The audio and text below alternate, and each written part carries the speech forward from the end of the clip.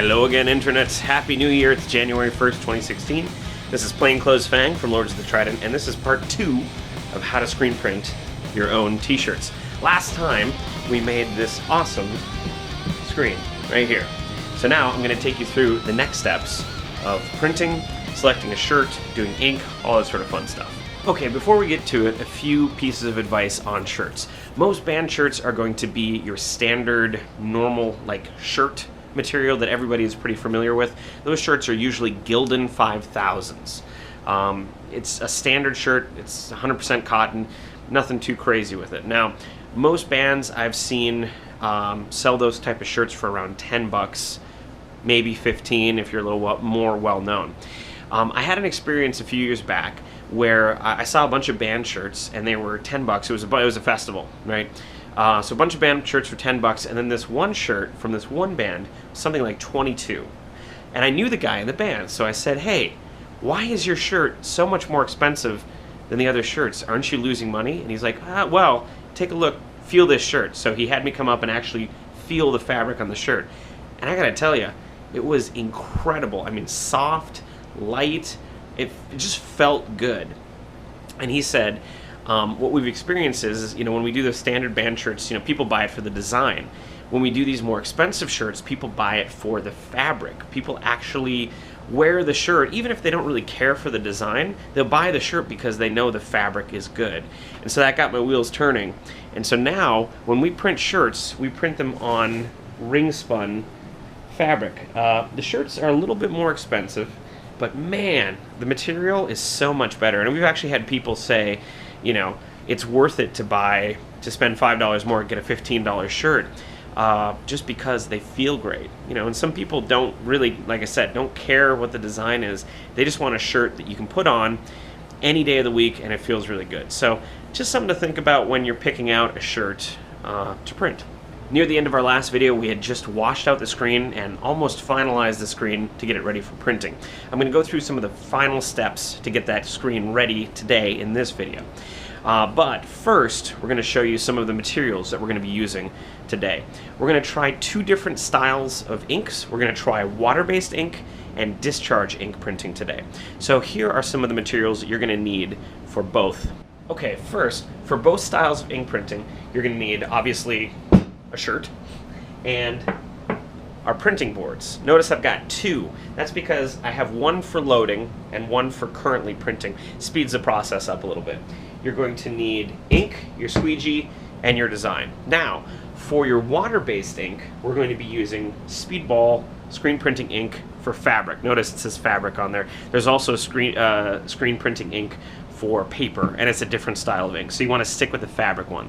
That's our water-based ink. That one we don't have to do anything special to, don't have to add any extra chemicals, that kind of stuff. For water-based ink screen printing, you're also going to want to pick up a few of these. These are standard heat lamps, like the stuff you see, McDonald's hamburgers resting under. They're about 15, 20 bucks. I like to get 1 or 2 of them. It just helps the drying process and helps the curing of the ink go faster. Do you need them? Probably not, but they're nice to have. And it's, for me, I'd rather have them sit under a hot lamp for a bit and have that ink really dry and really cure in there, rather than give, a customer a shirt that might wash out, maybe. Haven't had it happen yet, knock on wood, but never know. Printing with discharge ink is a little bit of a different animal. You're going to need your printing boards, your squeegee, and your shirts, obviously, but you'll also need the following. You're going to need discharge base, which is this gallon container here, discharge activator, which is a kind of a powdery, sugary substance, and something to mix the 2 in. I've got these different containers that I use for different amounts. Finally, you'll need a kitchen scale to be able to measure the amount of base to activator and all of that to ink, and you'll need some ink. Today I'm going to be using some red ink because I want to get a nice big red design. Okay, I want to take a quick time out to give you a giant warning about printing with discharge ink. Discharge ink has a lot of nasty chemicals in it, and when you cure it, when you heat it up, which we'll be using some heat guns, which I'll show you later, you want to make sure that you do it outside. Do not do it inside. I want to give a big shout out to Reddit user Below the Floor on the Band Members subreddit, who runs a screen printing shop. He's a screen printer, and he let me know this. I actually didn't know this. We'd been doing the stuff outside just because it stunk to high heaven, but apparently when you cure Discharge Ink, it creates something called zinc formaldehyde sulfoxylate. I don't think I'm saying that right, but it creates different types of fumes, sulfur dioxides and zinc oxides. Sulfur dioxides cause irritation of the respiratory tract, so as a singer, that's no good. And zinc oxides can cause metal fume fever, which is a bad thing. If you don't believe me, look it up on Wikipedia. So when you do this, if you choose to do Discharge Ink, make sure you do it outside. Use protection if possible. If you have a ventilator, use that, but do not breathe in these fumes. They are bad business, nasty business. Never, ever, ever do this in the house, ever. Okay, you remember this screen from last time? It's all dry, and it's almost ready to print with, but the last thing that we're going to do is we're going to check for pinholes on the screen. To do that, bring it up to a light source. I'm going to get the camera in here. Hopefully you can see this. And you'll see as I move it kind of down the light, see on that side how you can see the light all the way through it? So those are pinholes, right? And then you can see, there's some. And as I'm just moving it around here, I'm just kind of looking to see where they're at, kind of get a general idea. I'm going to have to fix that one right there. So pinholes are where, you know, the emulsion washed out too much or it didn't expose too much to the UV, that kind of stuff. Luckily, there's an easy fix. Duct tape. Okay, in general, the basic idea is this. We're just going to cover up the areas with the holes with duct tape. Now, you may say, well, what if there's some holes that are a little bit too close to the design, or I can't really get a piece of duct tape in there, or I don't think it's going to fit?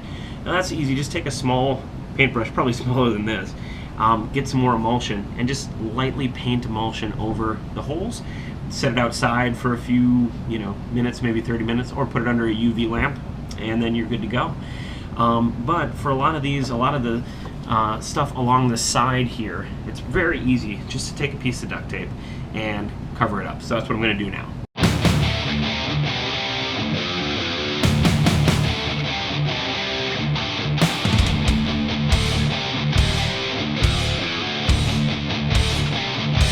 Okay, looking at the back here, you can see I've used the duct tape to cover up a majority of the areas where there were holes.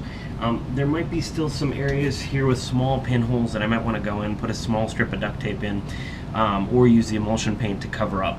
So I'll go through and look at that, and then we'll come back with the final screen. Okay, so maybe I went a little overboard on the duct tape, but it wasn't my fault. I couldn't find my paintbrush, and also the cat was yelling at me the whole time. Okay, normally when we print shirts, we separate into three groups: the printer, the loader, and the holder. The loader will load the shirts on the screen, the printer actually prints, and the holder will hold down the design so it doesn't slip around. Let me show you how to load the screen onto your board. I'm going to grab one of the boards here. Okay, pretty simple. You just grab a shirt and then move it onto the board like so. Pretty much exactly how you'd think you'd do it. Put it down. The loader also usually does not have his or her hands full of ink, so they're the ones that are going to be in charge of making sure that this shirt is straight, that you're not printing on the back if you don't want to. That's happened before. And that it's relatively free of wrinkles. If you'll see it here, this is pretty good. It's flat, it's good. I can put a design down on this, print, and you're good to go. Okay, we're back. I've gotten friends to help now. So we're gonna be screen printing water-based ink. I've taken the ink and put it into the design, like so, up at the top in that well. So now I'm gonna place it over the shirt, and then I'm gonna have the holder hold it down. I'm gonna take my squeegee and very, very lightly just pull the ink across the design with no pressure. This is called the fill stage. And what that's gonna do is fill the ink all across the design. And it looks like that. So the design is completely covered. Next step is the actual print stage. I'm gonna turn this guy around, go at about a 45-degree angle, get a little wet here, and I'm gonna press in the 45-degree angle and just go up, and that's it. now when I pull this off, the shirt has been printed. And now we're going to put that under our heat lamps, which are on, being careful not to touch the wet ink. And that's how you do it. Sit that under the heat lamp for about 14-15 minutes and it should be nice and dry. Okay, we're done printing a round of shirts. Once you're done printing, immediately you want to wash off your screen at the very least. Because if you leave the ink on it, it'll dry on there, it'll mess up your screen, and you have to redo the whole screen from scratch. So spray this guy down right away. At least get it wet so that, you know, it's not caking on there. Okay, it's time for making our discharge ink. To do that, we're gonna need to do a little math. We've got our kitchen scale, I've got a container, I've got my ink, I've got my discharge activator, and my big gallon jug of discharge. First thing I'm gonna do, put this on the scale and then turn it on. That will zero it out with the weight of this. I like to keep my scales on grams for this just because it's a little bit more accurate for me. I'm going to grab some of this goop here and dish it into this. Get in enough for, you know, about one shirt. This is probably a little overkill here, but we'll see where we're at. So I'm looking now at about 57 grams. So I need to take 6% of the total weight and then add that in. So I'm going to say 57 times 1.06, 60. So I'm going to add about 3 grams, 60.42, maybe about 3 grams into here of the activator. That should do it. Okay, it's a little over, it's fine. So now I'm going to take that original weight, now I have to add 10% of the ink. So I'm going to say 57 times 1.1. That's 62.7 minus 57. So about 5.7 grams added to 61. So about 66 grams total. I always put a little less ink because otherwise it gets pretty runny. Okay, done with that. We can move this over. Now I'm going to get something to mix this. Okay, now I'm going to mix this up. And you have to mix it all together and let it sit for 5 minutes for the chemicals to activate and be ready to use. So I'm going to do that, let it sit for 6 minutes, and then we'll be back to print the shirt. One thing I forgot to mention, always wear gloves when doing this. You're using icky, terrible chemicals. You don't want any of this on your skin. And once you mix this ink, it's active for 4 hours. So you have to print and do all of your curing within the 4-hour time limit, otherwise the chemicals will no longer activate and nothing will happen when you hit it with the heat. Okay, this is my standard ink shirt. I had this under the timer for about 15 minutes. You can give it kind of a hand check just to see if it's dry. If you're feeling any wetness, then, you know, move it under the heat lamp, but this is pretty well done and cured. And this kind of shirt is now pretty much ready to sell. You can wash it if you'd like, but the only shirts that I'd absolutely recommend washing are the ones that are using Discharge Ink. Okay, it's been about 5 minutes. Now the ink is ready to go. This one is exactly the same process as your standard screen fabric ink. You just dip it down in here, create a well up at the top or the bottom, depending on where you've kept a majority of the open area for your ink. And then use your squeegee. Have a partner hold it down. Go ahead. What I found with the Discharge Ink is they get a little bit more watery depending on how much ink you've added in.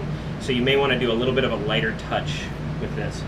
So I'm going to just use a fill stroke here, filling it across. It's good. And then I will print it.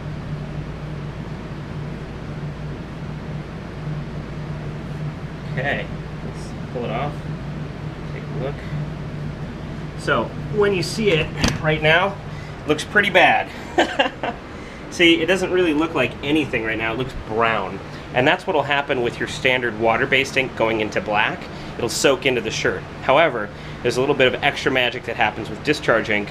I'll show you that next. We're out here in the garage for the curing step of the Discharge Ink shirts. Now, I've made a makeshift table out of some sawhorses and a piece of wood. And I've got these. These are heat guns. They give out about 1,000, maybe 1,200 degrees when you have them on high. And we're going to be using these to cure the shirts. The ink only needs to hit about 375 to 400. So you want to keep the heat gun moving as you do it. If you hold it in one spot too long, you're going to burn the shirt. Since there are chemical fumes involved, I've got the garage door open. We're in the open air. And just for a little bit of extra protection, I've got this fan, which I'm going to turn on so the fumes will blow out into the street, just in case. If you've got a respirator or anything like that, it's probably good to use that. Just make sure that you're in an open air environment and that you don't get too close to the fumes, you don't breathe them in.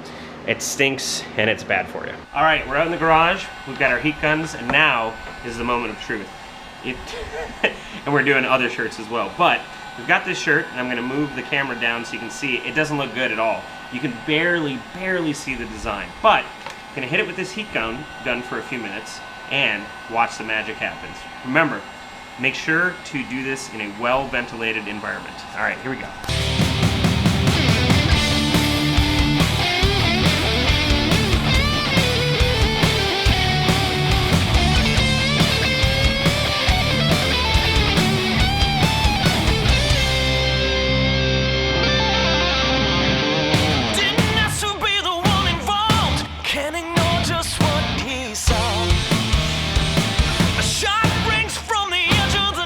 All right, there you go.